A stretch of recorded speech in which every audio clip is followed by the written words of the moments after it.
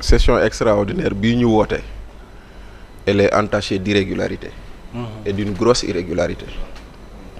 waaw droit nag la ñuy wax parce que constitution article 63 dane session extraordinaire président moo ko mën a woote wala la moitié des députés qui composent l'assemblée. Est-ce que c'est le cas?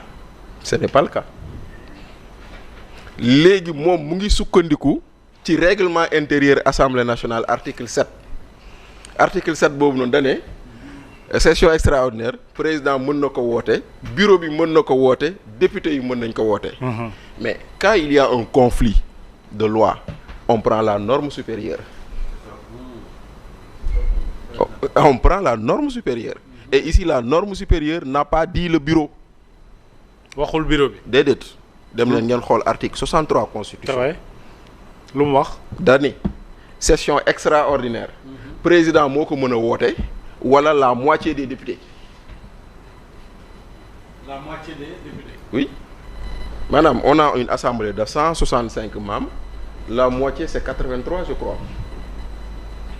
83 députés ñooy 83 ñooy signé pour ñu woote session extraordinaire donc nag en droit quand la forme n'y est pas est-ce qu'on regarde le fond? Bachir, si tu es devant quelqu'un qui a toujours violé les lois aussi. Oui mais d'accord mais ñu ne wax sénégalais. ko nga xam ni mu duggee assemblée valable. D'accord donc ça. Badou.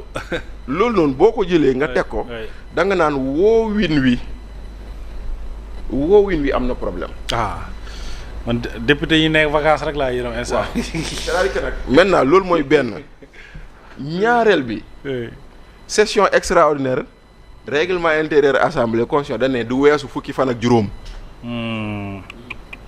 la session extraordinaire du dépasser 15 jours te 15 jours boo épuisé ou non l'ordre du jour da ngay yemale travaux yi foofu. sans conclusion. léegi nag mooy.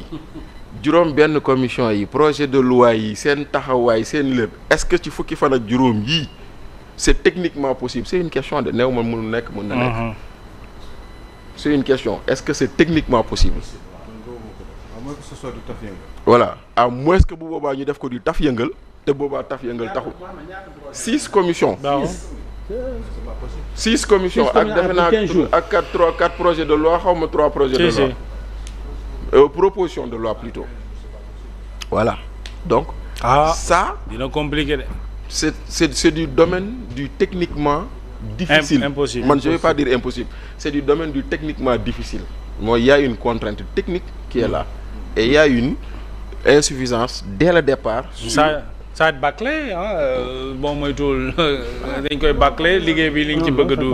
comme du ci am. Donc ça dañ koy teg maintenant nag. On va parler de quoi? On va parler de déclaration de patrimoine. Ok mais man Aliou semaine passée dañuy wax fii président OFNAC lu muy xaar pour génne liste suñu déclarer patrimoine semaine passée fii. dëgg la. ñu ngi koy laaj fii président OFNAC mu naan may naa leen ba le 10 xaw ma lu muy mayee ba le 10. non ça fait pas sérieux. non mais lu muy mayee ba le 10. yow da nga joxe nit délai bi jàll na mais au moins neel faa nga dàng ñi joxewul seen kii. Mais délai pourquoi faire? Donc maintenant aujourd'hui et encore une fois je reviens sur ce que j'avais dit.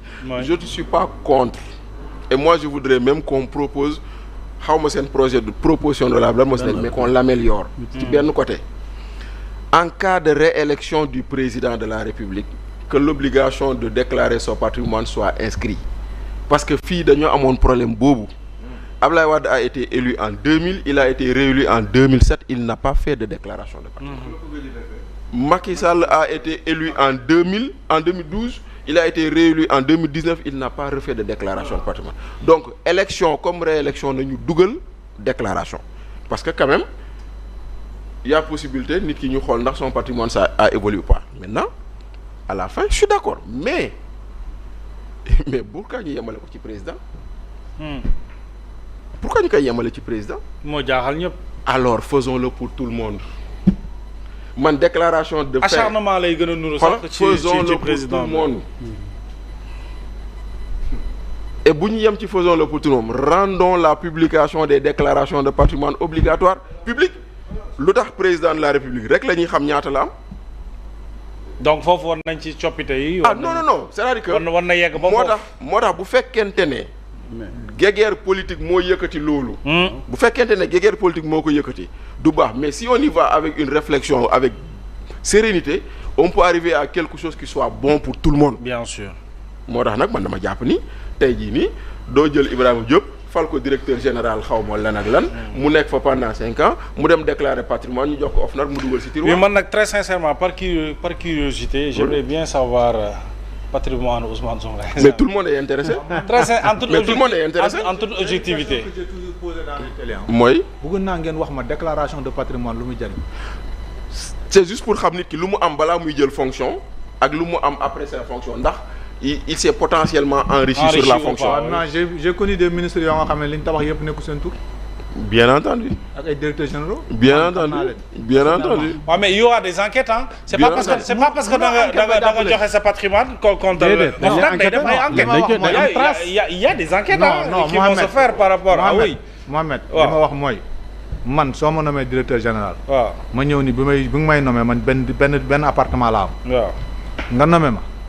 may defar beneen étage par exemple ne ma damaa def prêt ci banque bi def étage mais maa ngay tabax ca Thiel Maxambaakol sama turu yaay la nekk terrain baak lépp maa ngay tabax ca Touba Mbacké sama turu sœur la nekk maa ngi tabax feneen turu Mouhamed la nekk après man sama lan ngeen koy enquêter. waaw mais enquête non maanaam papier yëpp su mais enquête mën na dem ba découvrir loolu. si affaire bi. mais ça enquête tamit mën na dem ba enquête moom comme son nom l'indique enquête la non amoo ci droit nga gis ba gis loo foog loolu sax ne tribunal amu ci droit attention tribunal amul droit ci loolu. ce que je peux dire. c'est-à-dire tous les papiers. Mohamed Mohamed.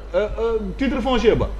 lépp nekk turu Mouhamed. quincaillerie facturé nekk ci turam tribunal mënul condamné. quincaillerie kay. boo ko jàppee tamit.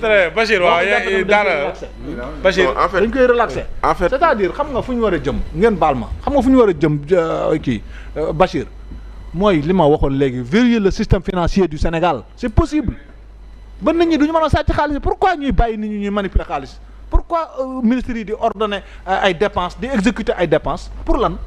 ça peut être une solution. Mais ça, c'est possible. Allez-y. waaw donc sur la déclaration de patrimoine loolu la maintenant sur les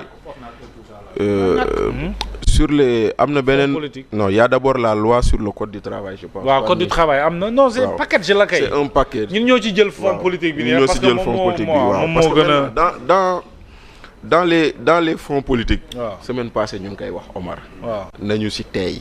ñu tey ci. man loolu moo ci sama kàddu nañ ci tey. jeex na parce que xam nga lu tax ñu ciy tey. waaw effectivement am na ñun ñoo koy wooyee trivialement fonds politique mais dans la nomenclature budgétaire ou tuddul caisse noire tuddul fonds politique on parle de fonds spéciaux. waaw à fonds de